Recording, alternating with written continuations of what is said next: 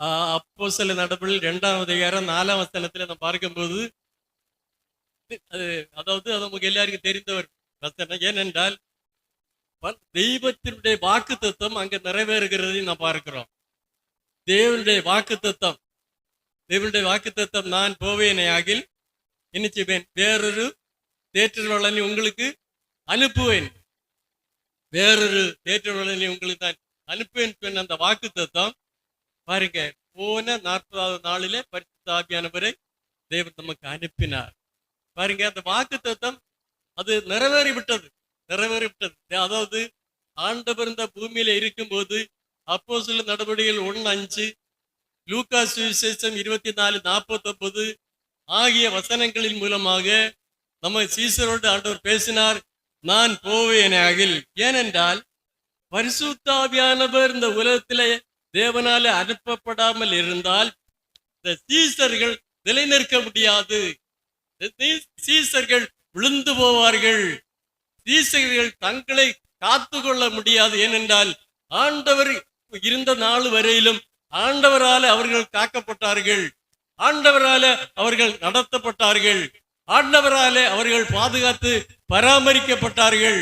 ஆனால் ஆண்டவர் இப்போது என்ன செய்கிறார், பூமியை விட்டு மரணத்தின் மூலமாக பரலோகத்துக்கு எடுத்துக்கொள்ள போகிற இந்த வேளையில இவர்களை காக்கும்படியாக, அவருடைய பிள்ளைகளை காக்கும்படியாக, அவருடைய வாக்குத்தத்தின்படியாக பரிசுத்த ஆவியானவரை இந்த உலகத்துக்கு அவர் அனுப்பினார் என்று தான் பார்க்கிறோம். அது 2:4. அது அப்போஸ்தலர் நடவடிக்கையின் புத்தகம் 2ஆம் அதிகாரம் 4ஆம் வசனத்துல யாருக்கு அனுப்பினார்? அது யாருக்கு? பூமியில உள்ள சகல ஜாதிகளுக்கு அனுப்பி கொடுத்தார். அங்கே நான் பார்க்கும்போது 17 விதமான, என்னுடைய பைபிளில் நான் 17 ஜாதிகளை அங்க குறிப்பிட்டு வைத்திருக்கிறேன்.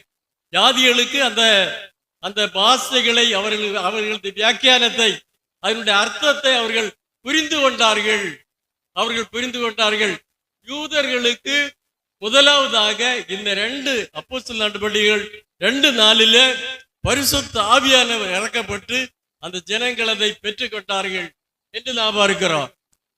பெற்றுக்கொண்டார்கள் என்று நாம் பார்க்கிறோம். ஆகவே எனக்கு அப்போ இதை பேதுரு உணர்ந்து இந்த பெற்றுக்கொண்ட பரிசுத்த ஆவியின் மூலமாக இந்த சீசரோடு இணைந்து அவர் என்ன செய்தார் சொன்னார், உரத்த சத்தமாக இந்த யூத ஜாதிகளுக்கு சுவிசேஷத்தை அவன் அறிவித்தான் என்று பார்க்கிறோம்.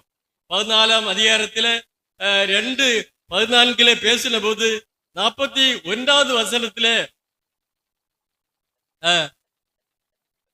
அவருடைய வார்த்தையை, யாருடைய? பேதுருடைய வார்த்தையை சந்தோஷமாய் ஏற்றுக்கொண்டவர்கள் என்ன செய்தார்கள்?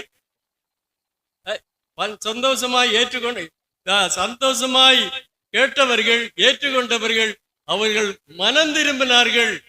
நீங்க சோத்திரம், அதாவது 2ஆம் அதிகாரம் 38 வாசி, முந்திர வசனம் வாசி. இதை அவர்கள் கேட்ட பொழுது பாருங்கள், அதாவது யாருக்கு, அதாவது தேவனுடைய வசனமானது அவருடைய இருதயங்களிலே குத்தப்படுகிறதோ அவர்களுக்குள்ளாக ஒரு கேள்வி ஏறுகிறது. இருதயம் விழிப்போடு இருந்தால் தான் குத்தப்படும். இருதயம் தூங்கி கொண்டு, உறங்கி கொண்டு, மயங்கி கொண்டு, உயிரில்லாத இருக்கிற இருதயத்தில ஒரு அனக்கமும் அனலும் இருக்காது. அனலுள்ள இருதயம் அதுல என்ன செய்யும் சொன்னால் அது குத்தப்படும். தேவனுடைய வார்த்தை அவர்களுக்கு குத்தப்படும். குத்தப்பட்டவர்கள் என்ன செய்தார்கள்? சகோதரன்மாரே, ரட்சிக்கப்படுவதற்கு நாங்கள் என்ன செய்ய வேண்டும்? நாங்கள் என்ன செய்ய வேண்டும் என்று கேட்டார்கள். பேதுரு சொன்னால், நீங்கள் என்ன செய்யுங்கள்? மனம் திரும்பி சுவிசேஷத்தை விசுவாசியுங்கள். விசுவாசித்து என்ன செய்யுங்கள்? அவருடைய நாமத்தினாலே நீங்கள் ஞானஸ்நானத்தை பெறுங்கள். அப்பொழுது பரிசுத்த ஆவியை பெறுவீர்கள். ஆனால் இந்த பேதுரு அந்த பிரசங்கத்தை பிரசங்கித்த போது 3000 பேர், 1-2 பேர் இல்ல பாருங்க, 3000 பேர் ரட்சிக்கப்பட்டார்கள் என்று நாம் பார்க்கிறோம். 1000 பேர் அவருடைய இருதயங்கள் திறக்கப்பட்டு அவர்கள் மனம் திரும்பி இயேசுவை இரட்சகராக மீட்பராக ஏற்றுக்கொண்டார்கள்.